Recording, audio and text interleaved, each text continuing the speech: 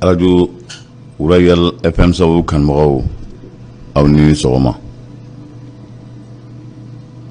Nɛgɛ kaɲa 8 sanga ɲa 2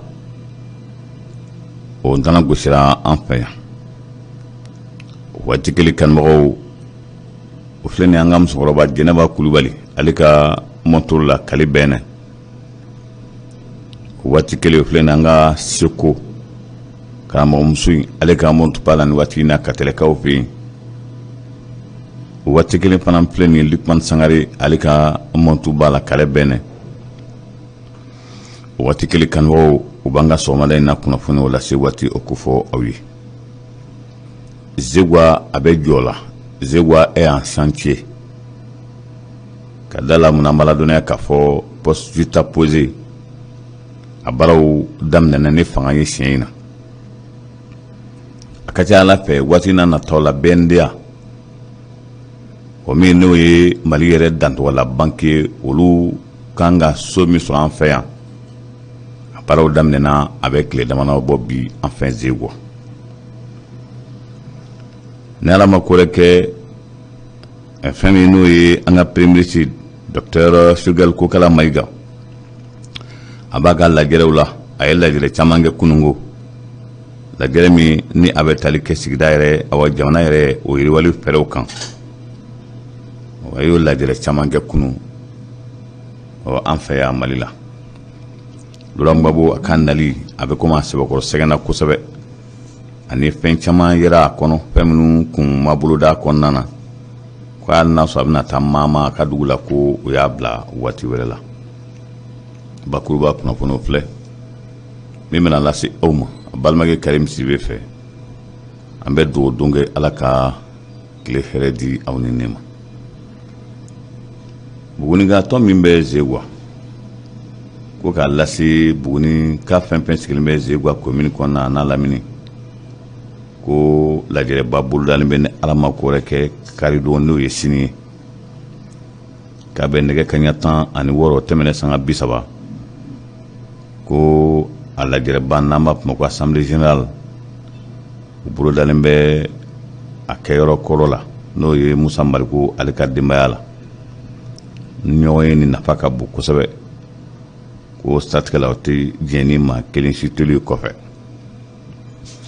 Faamuyali ko ɲuman ɲininen don a fɛ ni tiga in na. Zegwa dugutigi Fatoma Watara ko k'a lase bagantigi bɛɛ ma Zegwa yan. Baganw u ka minɛ ka da ka sumanw donna dugu la kaban o bɛ ka fɛnɛ. O fɛnɛ kuma n'o bɛnna baganw ka tiɲɛni ma. Ni kunnamadiya kɛ o bɛ kasara lase forotigi ma. Wa sani ka kɛ mankan ye ale kɔni hakilina ye min ye faamuyali jɔnjɔn kan ka sɔrɔ ko ninnu na. Ko caman tun bɛ kɛ fɔlɔ o dabila kuma a ka di ale ye maaw k'a faamu kana kɛ ni gɛlɛya ye.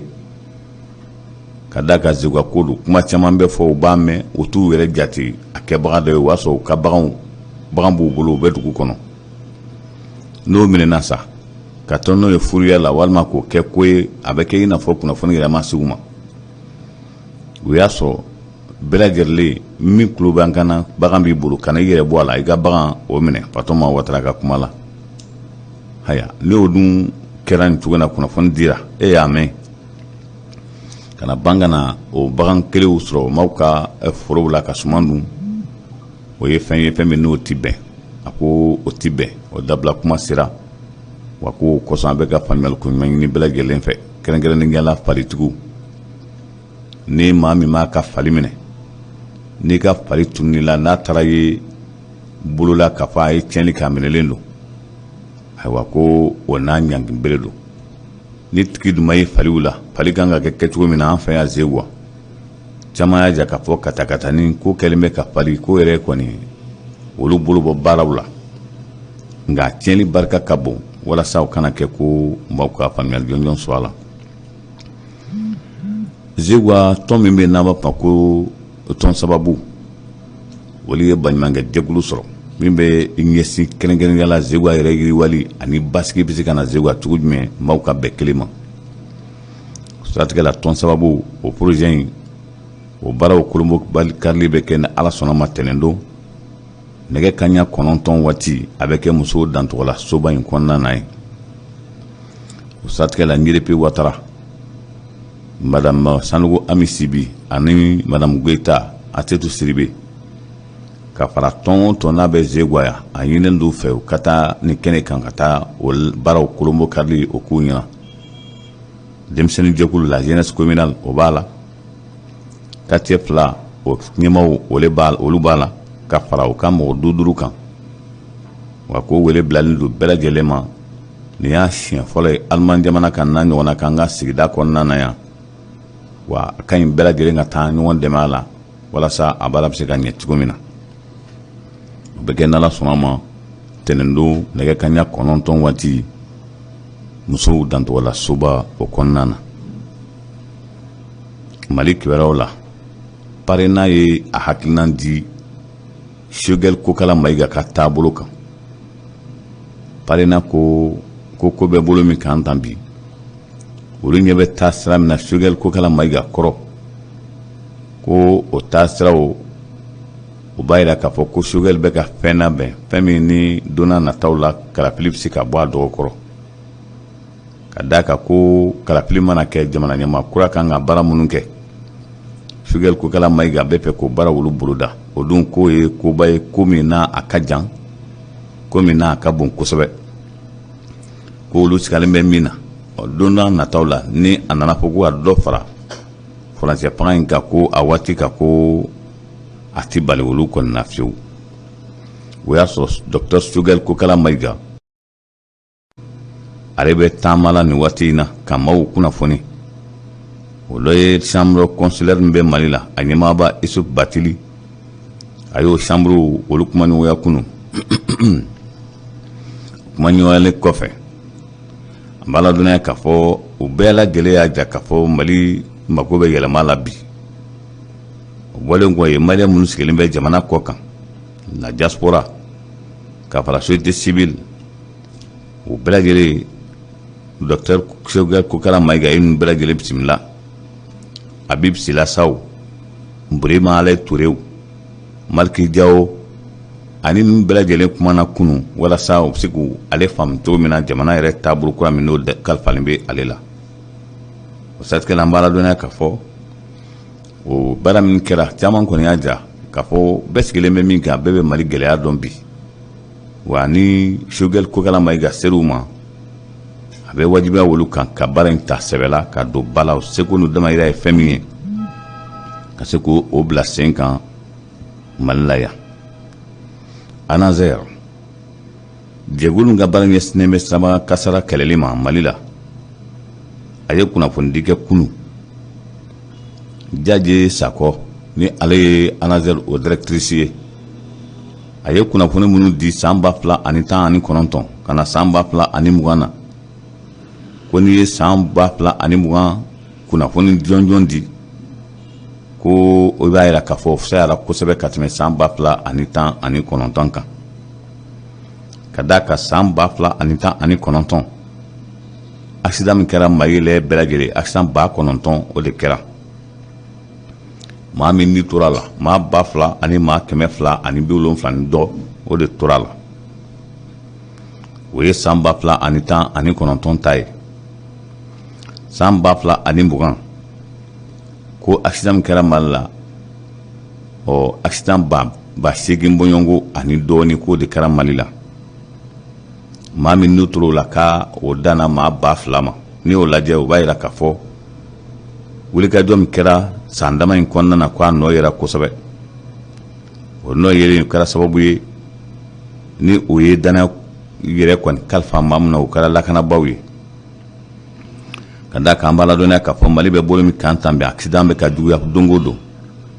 Nka ko san 2020 o fana fisayara ni san 2019 ye. O siratigɛ la k'a ka di a ye Jaje Sakɔ ko san 2021 sanu ka kun cɛ ka caman bɔ accident na k'o de kɔni ka d'a ye.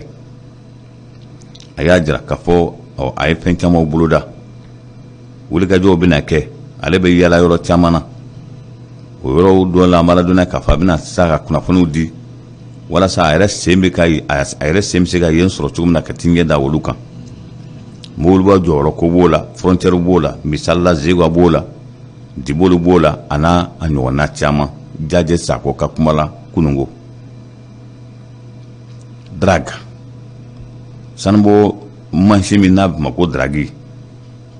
O dragi o kɔlɔlɔ o de ka bon ni sanu min bɛ ka bɔ Mali la ye. A nana ye ni sanu bɔra maa dama dama ta don. Nka dragi n'a bɛ ji sanfɛ. A bɛ tiɲɛni min kɛ o de barika ka bon kosɛbɛ. Lamine Seydou Traoré ministre min ka baara ɲɛsinnen bɛ dugu jukɔrɔ nafolo ko ma. Ni ale sugantira ko kura k'a bila nin jɔyɔrɔ kelen in na. A y'a fɔ a mɛnna k'a fɔ dragitigi ninnu ni fɛɛrɛ ma k'u la u bɛna ko lase Mali ma, Mali yɛrɛ ma sigi ni fɛn min ye. Mali yɛrɛ dɔnnen bɛ ni tabiya min ye o dɔ ye bajiba ninnu ye. N'o baji ninnu nana sen k'o kɔnɔna sen. An b'a ladɔnniya k'a fɔ k'a laban ye min ye a bɛna kɛ kasara ye don dɔ, gɛlɛya bɛna don ko la min fura tɛ maliyɛn si bolo. O siratigɛ ko dragi yɛrɛ kɔlɔlɔ fɔlɔ ye jumɛn ye? An ka miniji ninnu k'a bɛ kɛ sababu ye k'o tiɲɛ ka d'a kan furaji minnu bɛ k'a la k'a ka baara kɛ. O furaji olu o ni adamadenya ka kɛnɛya tɛ tali kɛ ɲɔgɔn na. Ko a bɛ kɛ sababu ye ka jɛgɛ ko n'a ma ban fiyewu. Jɛgɛ o jɛgɛ n'o sɔrɔla ji kɔnɔna na k'i b'a sɔrɔ fɔsɔnni bɛ o ji la.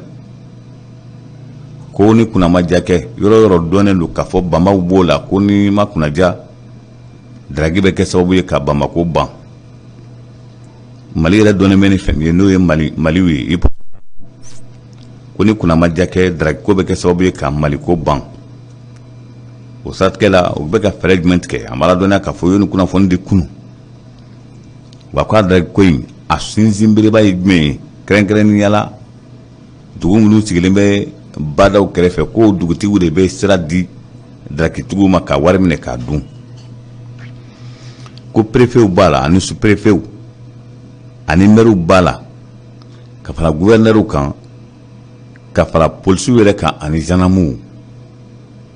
Ko gɛlɛya yɔrɔ min ye jamana ka baarakɛda minnu bɛ yen n'o dɔ ye préfecture, police, gendarmerie ani gouvernorat.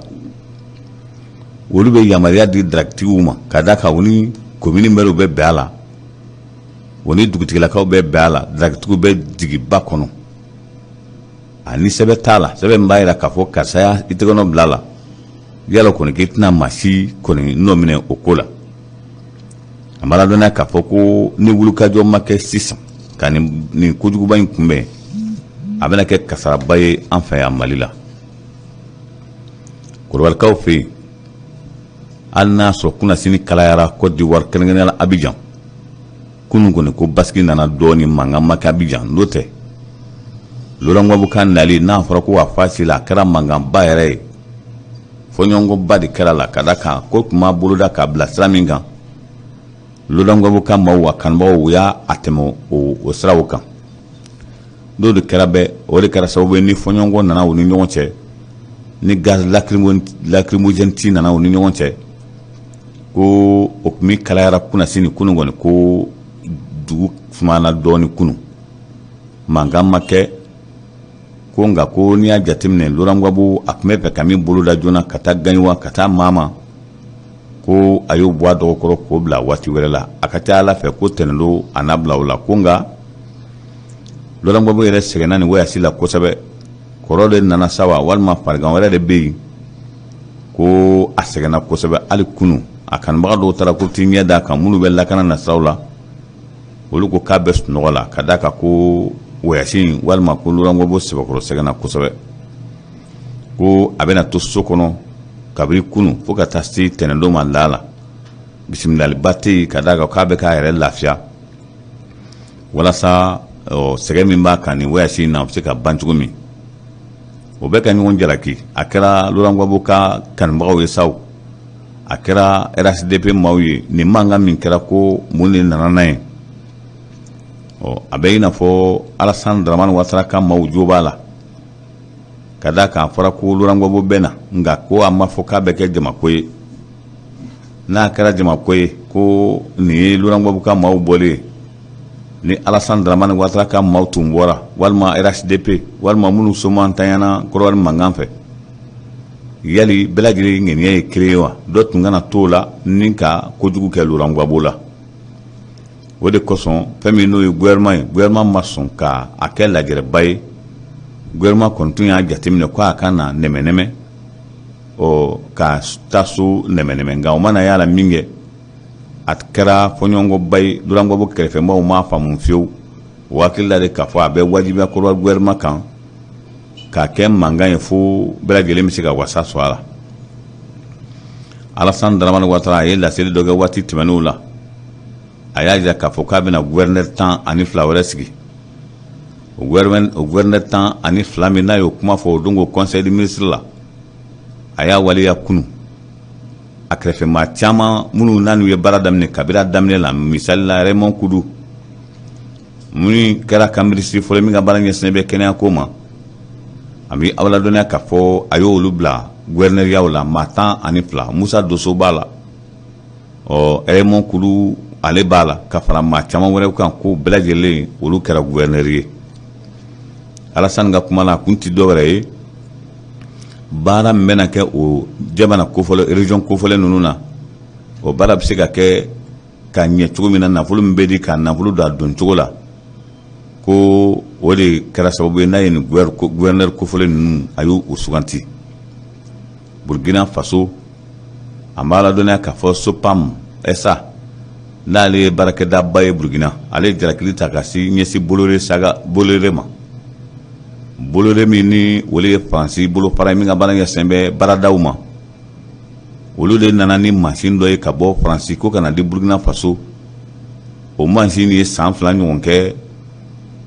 o port la Abidjan a ma se ka Wagadugu sɔrɔ o kɛra sababu ye mansin saw a kɔnɔfɛn bɛɛ sa a bɛɛ tiɲɛna SOPAM olu fana ye plainte kɛ Boloré kan a kiiri tigɛra kunu kiiri tigɛ nana laban min ma ko Boloré kan ka miliyari 14 o kan k'o di Burkina Faso SOPAM ma walasa a minɛn min n'a kun mako b'o la a bɛ se k'o nɔna bila cogo min na Libéria bɛɛ lajɛlen b'a dɔn maa min ni si bɛ san 40 na bi Libéria kɛlɛ a ma dogo maa si la nka ko maa minnu tun y'a kojugula kɛbagaw ye Ali Kocha ale minɛna kiiri kɛra kunu Suisse o y'a bila san 20 o kaso la ni kɔni nin y'a siɲɛ fɔlɔ ye maa k'a minɛ Libéria kɛlɛ la k'a don kaso la ko nin y'a siɲɛ fɔlɔ ye n'o tɛ Charles Taylor ale minɛna Sierra Leone mankan min kɛra ye jarakili min kɛra ale nɔfɛ o y'a ye k'a fɔ a ye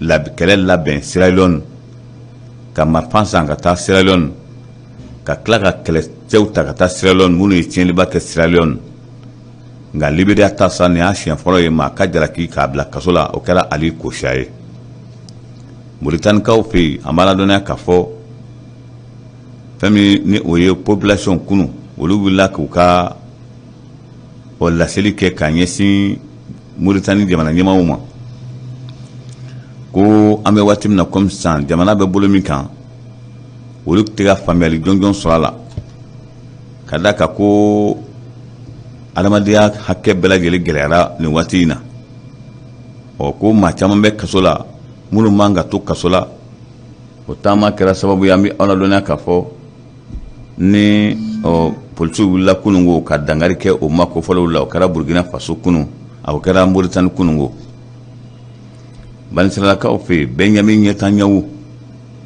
ale kɔni bɔra fanga la min san 12 bɛ prémicia la Banisirala la an bɛ aw ladɔnniya k'a fɔ ko a kɔni bɔra la a ma diya ye fiyewu a labɛnnen tɛ foyi kama bi fanga min sigilen filɛ n'o fanga kura in ye a bɛ se ka dankari ko la cogo min na an b'a ladɔnniya k'a fɔ o y'a hakilinan de ye o siratigɛ la nin ma kofɔlen n'o bɛ tali kɛ Benjamin Netanyahu la a balimamuso den min n'o kɛra premier ministre ye n'o yɛrɛ kɛra sababu ye k'a bɔ nin golo kan a ko k'ale tɛ yafa o ma fiyewu o ye fɛn k'a la fɛn min o tɛ bɛn o ye ɲɔgɔn jaabi ka d'a kan ko a nana ye k'a fɔ a ye min kɛ o la fɔlɔ a ɲɛna n'o de la o kɛ don na bɛɛ kumana a fɛ ko a ma mɛn kɛ maa ta la a laban kɛra min ye san kɔni o kɛra nin cogo ye an bɛ ɲɔgɔn bila yan sɔgɔmada in na ne bɛ aw fo ka aw waleɲuman dɔn ka faye ni ala ma ko wɛrɛ kɛ an bɛ ɲɔgɔn sɔrɔ n'ala sɔnna ma sini sigida kunnafoni kɛnɛ kan hali n'a sɔrɔ an bɛ taa baara la sini 7h30 nka an bɛna baaraw daminɛ sini 7h waati ka kunnafoni d'aw ma ni ala sɔnna ma yanni 7h30 cɛ bubu bɛna o tɔ dafa wa aw kan bɛ ni ala sɔnna ma bisi na hakɛto ni sini sɔgɔma sa kɛ hakɛto b'a la sala mahamadu Énergie du Mali SA cakɛlaw ko bɛɛ